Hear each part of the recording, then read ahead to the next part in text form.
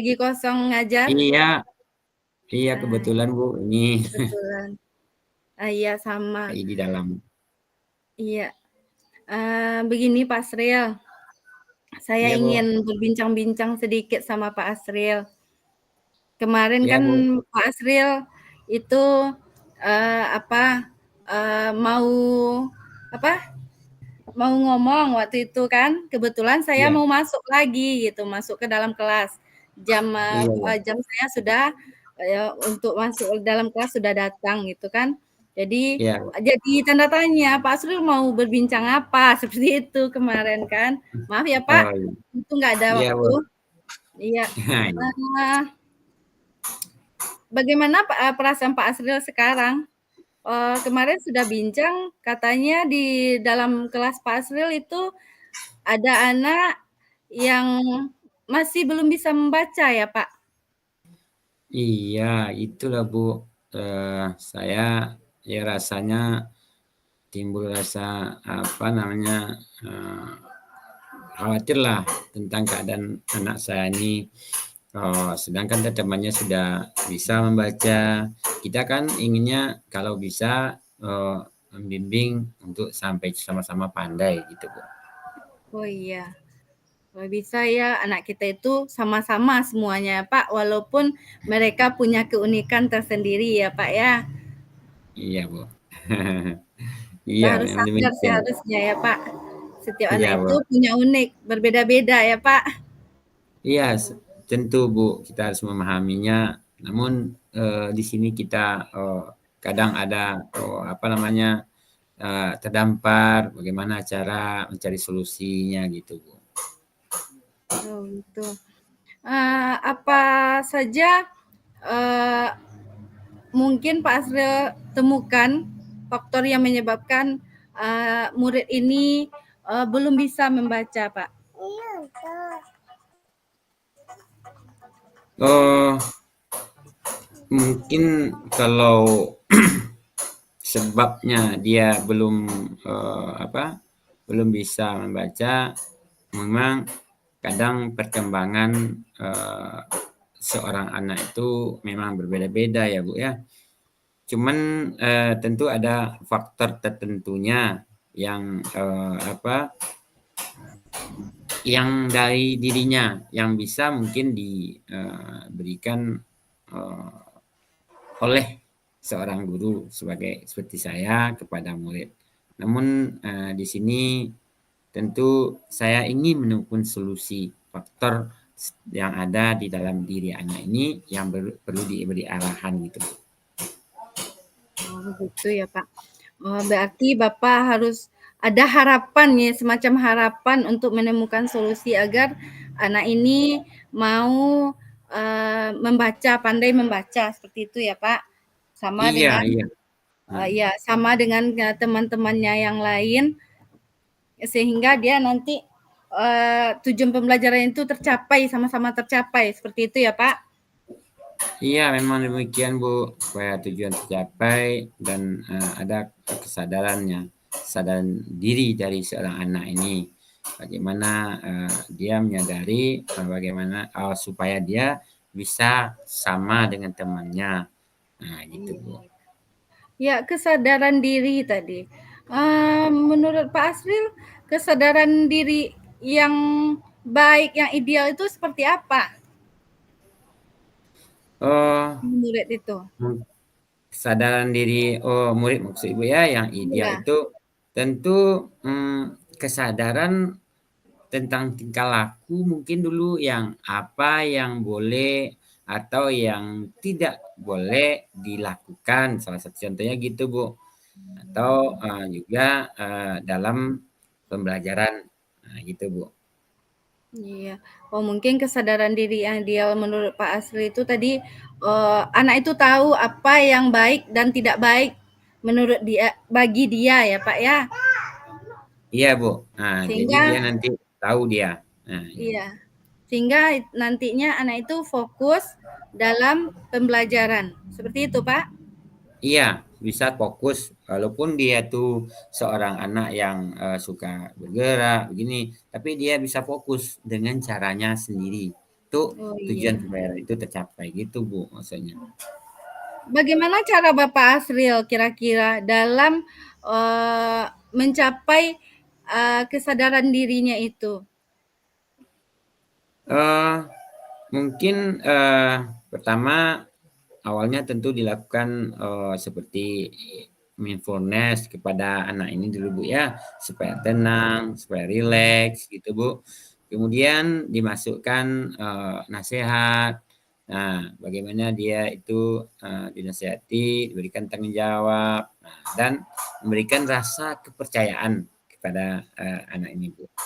Oh iya Pak, memang kita harus bisa menempatkan dia di posisinya mungkin seperti itu ya Pak, memberikan rasa tanggung jawab pada dia atau diberikan kepercayaan seperti Pak Asril bilang tadi.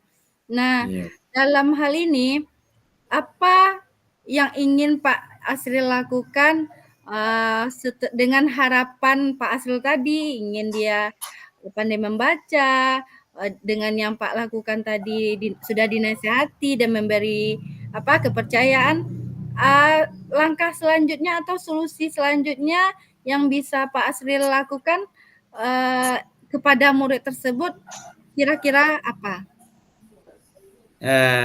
Mungkin karena kita telah belajar sedikit tentang KSE Bu ya, Iya. maka mungkin mengintegrasikan ini pembelajaran sosial emosional. Nah, yaitu kita kaitkan atau kita masukkan ke dalam pembelajaran tentang sosial emosional ini Bu. Iya, mengendalikan diri, bagaimana dia dalam mengendalikan dirinya, mungkin seperti itu ya, Pak? Iya Bu, heeh, Iya. iya benar sekali.